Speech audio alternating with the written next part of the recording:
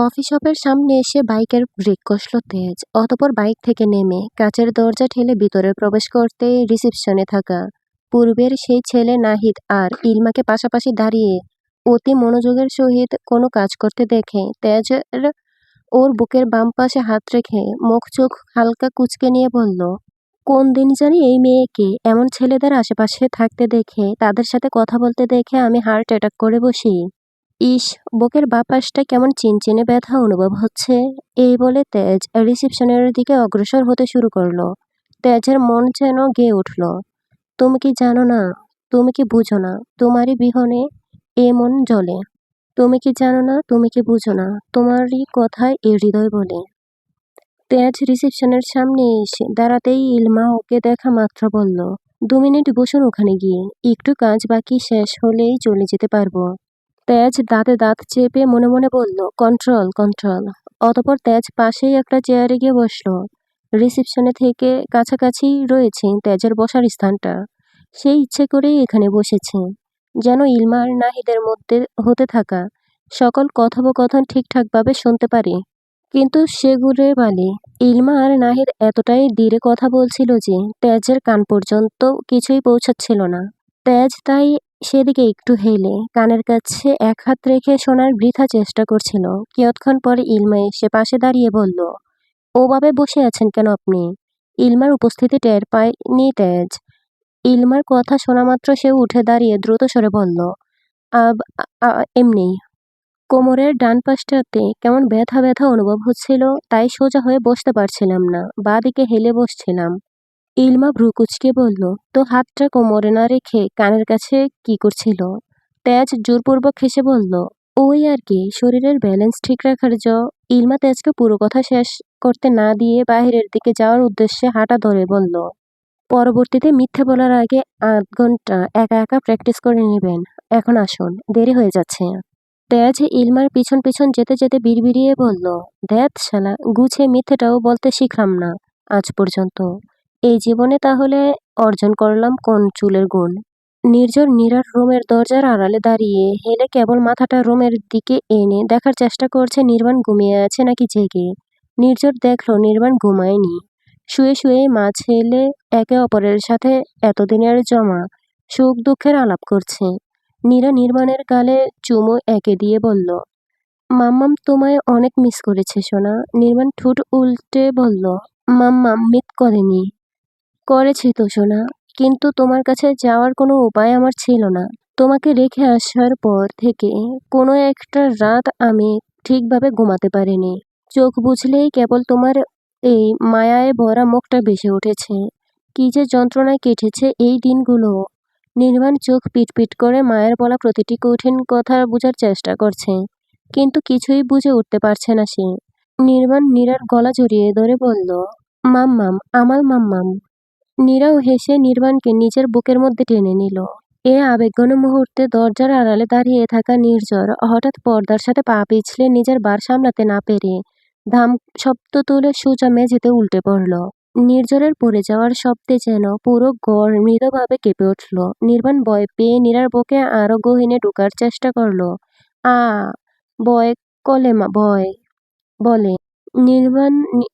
নীরা নির্বাণকে নিজের বুকের সাথে জড়ানো অবস্থাতেই উঠে বসে তাকালো দরজার দিকে।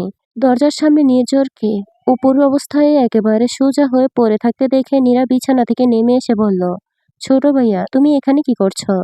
নির্ঝর ওভাবেই মেঝেতে শোয়া থাকা অবস্থায় গম্ভীর মুখ করে বলল, আমি আসলে তোর রুমের সব কিছু ঠিক আছে কিনা, আমার বাগনের কোনো কিছু প্রয়োজন আছে কিনা তা দেখতে এসেছিলাম। নীরা চোখ ছোট ছোট করে তাকিয়ে বলল, প্রয়োজন অপ্রয়োজনের খোঁজ নিতে এসেছ? তাহলে মেঝেতে পড়লে কিভাবে? নির্ঝর উঠে দাঁড়িয়ে নিজের শরীরের জারতে জারতে বলল, এ আর নতুন কি, দুনিয়ার 24 বছরের এই জীবনে প্রাণযুক্ত প্রাণীদের থেকে কোনো ইজ্জত পেলাম না। এখন প্রাণহীন বস্তুরা আমার সাথে মির্জাফরি করলে তার নামে কি আর মামলা ঠুকে দিতে পারবো? নীরা ঠোঁট চেপে হাসি নিয়ন্ত্রণ করার চেষ্টা করল। নীরার কোলে থাকা ছোট্ট নির্বাণ কৌতূহলী চোখে তাকিয়ে নির্ঝরের দিকে। সে আঙ্গুল তুলে বলল, তুমি পটা। নির্ঝর ভ্রু কুঁচকে বলল, নীরা, তোর ছেলে আমাকে কি বলল? পচা বলল? কি? আমি পচা। নির্বাণ মাথা নেড়ে আবারও বলল, তুমি দাম করলে পচ্ছ। আমি ভয় পেয়েছি। তুমি পচা। নির্ঝর ভ্রু উঁচিয়ে বোঝার চেষ্টা করে বলল, বাগ্নের বাসা বোঝার জন্য মনে হচ্ছে আমাকে এই বিষয়ে প্রাইভেট পড়তে হবে। নীরা নির্বাণের দিকে তাকিয়ে বলল, সোনা বাবা, ও তোমার ছোট মামা হয়। নির্বাণ ওর ডান হাত মুঠো করে মুখের কাছে নিয়ে বলল, ও পতা পতা। নির্জন নির্বাণের সামনে হাত জোর করে ধরে বলল, থাম বাপ, আর পচা বলিস না। তোর এই অধম মামাকে এমনিতেই কোনো জায়গায় ইজ্জত না পেয়ে তোর মামার কষ্টের শেষ নেই। এখন যদি তোর মতো পুচকের কাছেও ইজ্জত না পাই, তাহলে আমাকে কোমরে দড়ি বেঁধে কচু গাছের সাথে ঝুলে গিয়ে আত্মহত্যা করতে হবে। নির্বাণ চোখ পিটপিট করছে। নির্ঝরের কথা সে কিছুই বুঝতে পারছে না। পরক্ষণেই নির্বাণ হি হি করে হেসে উঠল। নির্ঝর ওর মুখের সামনে হাত বাজ করা অবস্থাতেই মাথা হালকা বাঁকিয়ে নির্বাণের দিকে তাকিয়ে বলল, ব্রিটিশদের দেশে বাচ্চা জন্ম দিয়ে তুই আসলে ব্রিটিশ তৈরি করেছিস নীরা। নয়তো এতটুকু বাচ্চা আমায় সব কথার মানে বুঝে কেমন করে হাসছে দেখ। নীরা হালকা হেসে বলল, তোমার চেহারার অবস্থা দেখে তো আমারই হাসি আটকাচ্ছে না ছোট ভাই, ওর কি দোষ? নির্ঝর ওপরের দিকে তাকিয়ে বলল, আল্লাহ, আপনি আমায় একটাই জীবন দিলেন, সেই জীবনে সবই দিলেন, শুধু ইজ্জতটাই দিলেন না। আপনার বান্দার প্রতি এত অবিচার আপনি কি করে সহ্য করছেন? নীরা এবার শব্দ করে হেসে উঠল। নির্ঝর নিজেকে স্বাভাবিক করার সর্বোচ্চ চেষ্টা করে বুক হালকা ফুলিয়ে দাঁড়িয়ে নির্বাণের দিকে হাত বাড়িয়ে বলল, আসো ব্রিটিশ বাচ্চা, ছোট মামার কোলে আসো। নির্বাণ ওর মায়ের শরীরের সাথে আরো মিশে যাওয়ার চেষ্টা করে বলল, না না, না বলছো কেন? আসো মামা, তুমি ধাম পচ্ছ। আমি যাব না তোমার কোলে। না না। নির্ঝর এবার ঠোঁট উল্টে ফেলল। এই মুহূর্তে ওর যা তা করে ফেলতে ইচ্ছা করছে। রুম থেকে ছুটে বেরিয়ে গিয়ে বাগানে নিরিবিলিতে হাত পা ছড়িয়ে বসে বেবে করে কাঁদতে ইচ্ছে করছে। নীরা নির্বাণকে বলল, যাও সোনা বাবা, ও তোমার নির্ঝর মামা, ছোট মামা। অনেক আদর দিবে, চকলেট দিবে, চিপস দিবে। চকলেট আর চিপসের কথা শোনা মাত্র নির্বাণের চোখ মুখ খুশিতে চকচক করে উঠল। নির্বাণ নিজ থেকে নিজের শরীরে এগিয়ে দিল নির্ঝরের কোলে যাওয়ার জন্য। নির্ঝর তৎক্ষণাৎ খুশি খুশি মুখ করে নির্বাণকে কোলে তুলে নিল। নির্বাণ নির্ঝরের মুখের দিকে তাকিয়ে বলল, নীলজল মামা, আমাল চকলেট দাও। নির্বাণের মুখে নিজের নামের এমন বিশ্রী ফ্লেভারের ফালুদা হয়ে যেতে শুনে ওর মুখ হা হয়ে গেল। নীরা হাসতে হাসতে বিছানায় বসে পড়ল। নির্ঝর বলল, তোকে পুরো চকলেট চিপসের ফ্যাক্টরি দিয়ে দিব। তবুও আমার নামের এমন দশা করিস না বাপ। আমার সাথে সাথে বল, নির্বাণা এক হাত নির্ঝরের নাক চেপে ধরে বলল, নির্ঝর। তারপর বলো, শুধু না, বলো বাপ, নি। আবার বলে নি। বলো, নির্বাণ এপাশ ওপাশ মাথা নেড়ে বলল, না না, নি। নির্ঝর ঠোঁট কামড়ে বলল, আচ্ছা, এবার বাকিটা বলো, জোল। আবার বলে জোল। আল্লাহ, আমি এরে নিয়ে কই যাব? জোল না সোনা বাবা, বলো নির্ঝর। নাম আমার নির্ঝর। নির্বাণ খুশিতে লাফিয়ে উঠে বলল, নি জোল মামা, জোল মামা। নীরার হাসতে হাসতে বিছানায় গড়াগড়ি খাওয়ার মতো অবস্থা হয়েছে এই মুহূর্তে। নির্ঝর বলে এক প্রকার চিল্লিয়ে উঠল আর না পেরে। নির্বাণ কিছুটা ভয় পেয়ে সঙ্গে সঙ্গে নির্ঝরের নাক কামড়ে ধরল। নির্বাণের সামনের পাটিতে নতুন কয়েকটা দাঁত গজিয়েছে, দাঁড়ালো যথেষ্ট, তাই কামড়ের ধরা মাত্র নির্ঝর আমার নাক বলে চিল্লিয়ে উঠল। নীরা সঙ্গে সঙ্গে ছুটে এসে নির্বাণের কামড় থেকে ছাড়িয়ে নিল নির্ঝরকে। নির্ঝর ওর নাক দু হাতে চেপে ধরে ধপ করে মেঝেতে বসে পড়ল। নীরা নির্বাণের দিকে চোখ রাঙিয়ে বলল, এসব কি ধরনের কাজ তোমার নির্বাণ? বলেছিলাম তো তোমার ছোট মামা হয়, তাহলে এভাবে কামড়ে ব্যথা দিলে কেন মামাকে? নির্বাণ ঠোঁট উল্টে ফেলল মায়ের এমন চাহনিতে। সব কথার মানে বুঝতে না পারলেও এতটুকু সে বুঝতে পেরেছে যে নীরা ওর ওপর রেগে গিয়েছে। নির্বাণ তৎক্ষণাৎ নীরার দু গালের ওপর নিজের ছোট ছোট গুলুমুলু হাত দুটো রেখে বলল, মাম, লাগে না, লাগে না, বাবু কান্না করবে। মাম্মাম, আ। নীরা বলল, দুষ্টু কাজ করেছো তুমি, রাগ করবো অবশ্যই। আদর দেখালে রাগ কমবে না। নির্বাণ নীরার বুকে মুখ গুজল। নীরা নির্ঝরের দিকে তাকিয়ে বলল, ছোট ভাইয়া, খুব বেশি ব্যথা পেয়েছো কি তুমি? দেখি হাতটা সরাও তো, কতটা ক্ষত হয়েছে। ওষুধ লাগাতে হবে, নয়তো ইনফেকশন হবে। দাঁতের কামড়ে বিষ থাকে, হোক সেটা ছোট বাচ্চা। নির্ঝর নাকের ওপর থেকে হাত সরাতেই নীরা ইস বলে উঠল। তারপর বলল, তুমিও ওঠো ছোট ভাইয়া, এক্ষুনি জায়গাটা পরিষ্কার করে ওষুধ লাগাতে হবে। দাঁত বসে গিয়েছে দুটো।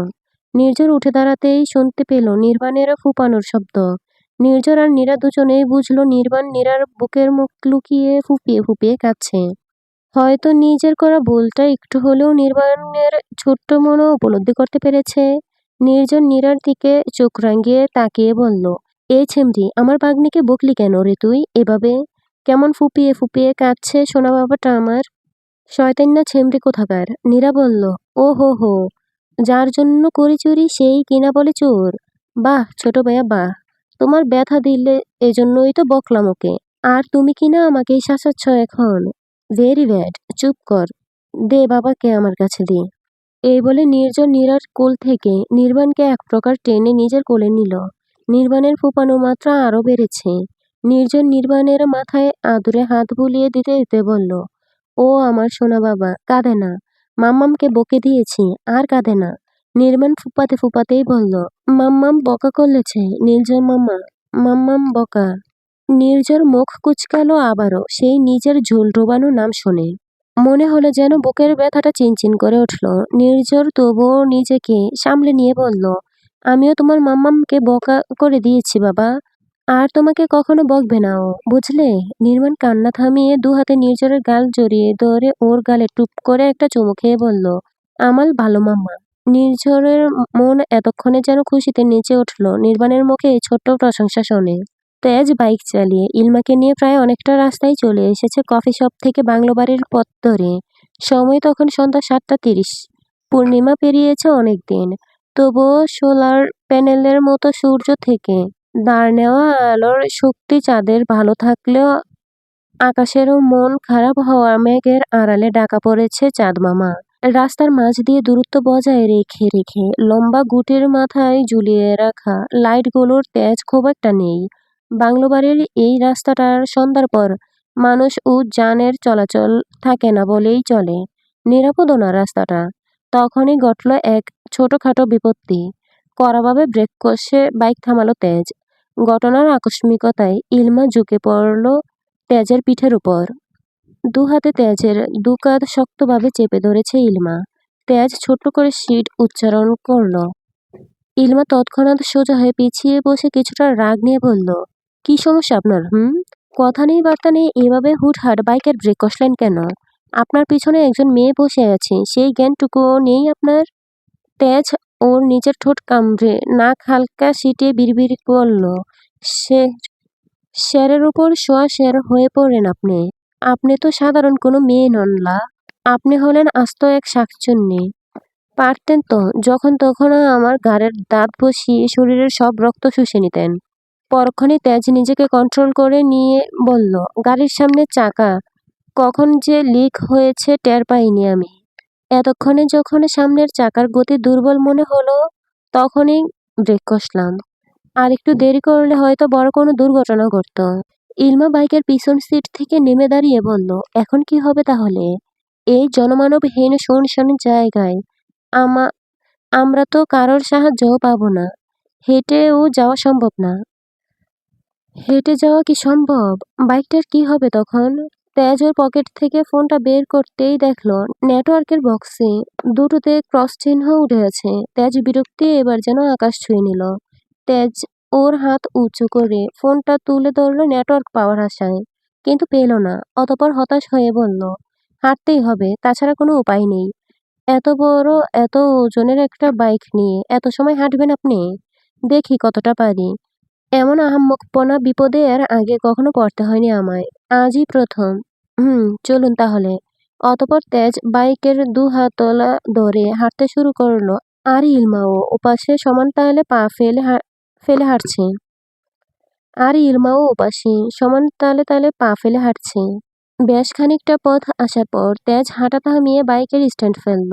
ইলমা ভ্রু উঁচিয়ে বলল, ক্লান্ত লাগছে? ওহো, তাহলে থামলেন যে? তেজ কিছুটা লজ্জায় পড়ে গেল। পরপরই আর সামলাতে না পেরে বাঁ হাতের কনিষ্ঠ আঙ্গুল দেখিয়ে ইলমাকে বুঝালো ওর প্রস্রাবের ব্যাগ এসেছে। ইলমা শব্দ করে নিঃশ্বাস ফেলে হাত উঠিয়ে বলল, যান। তেজ আড়ালের দিকে যেতে যেতে বলল, 2 মিনিট দাঁড়ান আপনি। এই যাব এই আসবো আমি।